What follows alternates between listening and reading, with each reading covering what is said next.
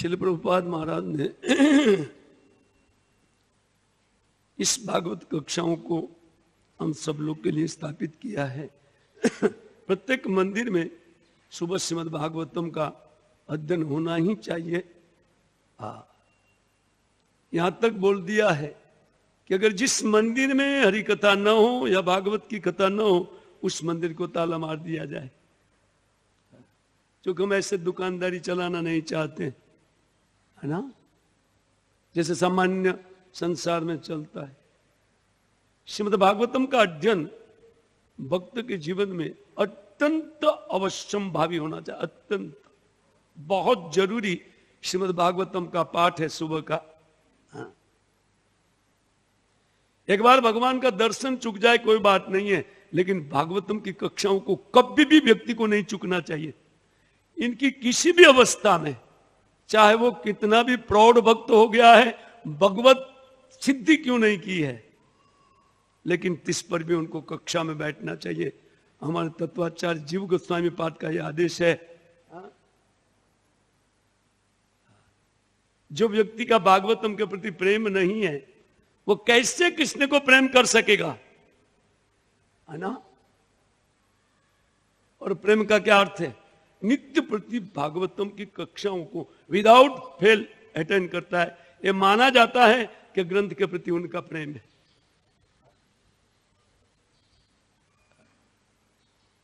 दूसरी कंडीशन इस ग्रंथ के लिए निर्मत्सराम सताम वास्तवम वस्तु अत्र। इस भागवतम में जो वास्तव वस्तु भगवान है, उनकी प्राप्ति के लिए व्यक्ति का चित्त अत्यंत निर्मत्सरता को प्राप्त हुआ होगा चाहिए। ये होना ही चाहिए, क्योंकि मत्सरता युक्त व्यक्ति कभी भागवतम को समझ नहीं सकते। जिनके चित्त में अगर किसी के प्रति उनके उत्कर्ष को सहन करने की शक्ति नहीं है, वो व्यक्ति श्रीमद् भागवतम का अधिकारी नहीं है। दूसरे श्लोक में श्रीमद् भागवतम के प्रथम स्कंद के प्रथम अध्याय के दूसरे श्लोक में कहा गया, वास्तव वस्तु वेद्यम अत्र। इस श्रीमद् भागवतम में वास्तव वस्तु श्री भगवान की समझ है। व्यक्ति वहां से भगवत प्राप्ति कर सकता है, अतः बहुत आवश्यक। खैर, तो आप सब लोग का स्वागत है और आपकी भागवतम के प्रति जो निष्ठा है, हम प्रार्थना करते हैं प्रभुपाद जी को और राधा दास बिहारी को कि जीवन पर्यंत, जब तक हमारा जीवन रहे तब तक इस प्रकार की निष्ठा आप लोग के चित्त में बनी रहे। यह अभ्यर्थना श्री श्री राधा दास बिहारी से और गौरनिताई से, सीताराम लक्ष्मण जी महाराज से, क्योंकि अन्यथा भगवत प्राप्ति दूर, मुक्ति तक नहीं हो सकती है। और छोड़ो भगवत प्राप्ति और प्रेम तो कोशों दूर, सोच भी नहीं सकता है व्यक्ति। पूरा जीवन भजन करने पर भी नहीं सोच सकता है। ये दो चीज का कमी है जिनके पास नित्य प्रति भागवतम का अध्ययन नहीं है और जिनका चित्त निर्मत्सर नहीं है। हजारों जीवन काट ले विधि भक्ति का साधन करते हुए नहीं मिलेगी, मुक्ति तक नहीं मिलेगी। केवल भक्ति से मिलता है। भगवत भक्ति करने से, साधन करने से, और साधन क्या है? श्रवणम कीर्तनम स्मरणम। विद्या भक्ति जो प्रहलाद महाराज के द्वारा वर्णित है, वो साधक की साधना है। अगर वो साधना में त्रुटि आता है, कैसे अपेक्षा कर सकते हैं कि मुझे प्रेम मिल जाए? हम तो कहते हैं मुक्ति नहीं चाहिए, स्वर्ग नहीं चाहिए, वैकुंठ भी नहीं जाना है, और प्रेम चाहिए, लेकिन क्लास में उपस्थित नहीं है। वाह रे वाह ना, चाहिए, उपस्थिति चाहिए। खैर, हम लोग आज की कथा में जाते हैं, है ना।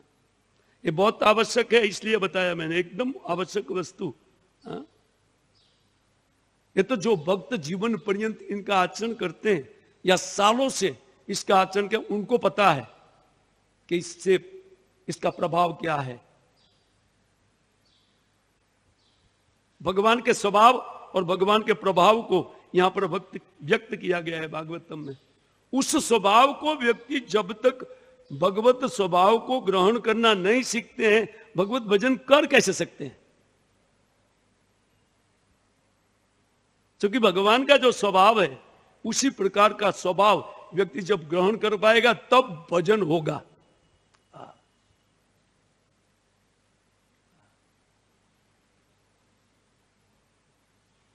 बाकी तो भगवत गीता में भगवान बता रहे देवताओं के पूजक देवता के पास जाएंगे। क्यों? क्योंकि शील स्वभाव एक है ना, एक जैसा शील स्वभाव जिनका है उनका ही वो भजन करेगा। भगवत स्वभाव हृदय में उनका आविष्कार की उत्कट लालसा होनी चाहिए चित्त में, और उसके लिए सबसे पहले भागवतम में अनुराग बहुत जरूरी है ना। आइए, आज का बात क्या है, कभी कभी व्यक्ति को कुछ शास्त्र से अच्छी लगने वाली बात का तो वो आचरण करते हैं, लेकिन जो कठिन बात है उनके लिए उनको वो छोड़ देते हैं। ये अर्धकुकुट न्याय से कभी भी व्यक्ति को फल मिलने वाला, आप जानते हैं ना अर्धकुकुट न्याय, बस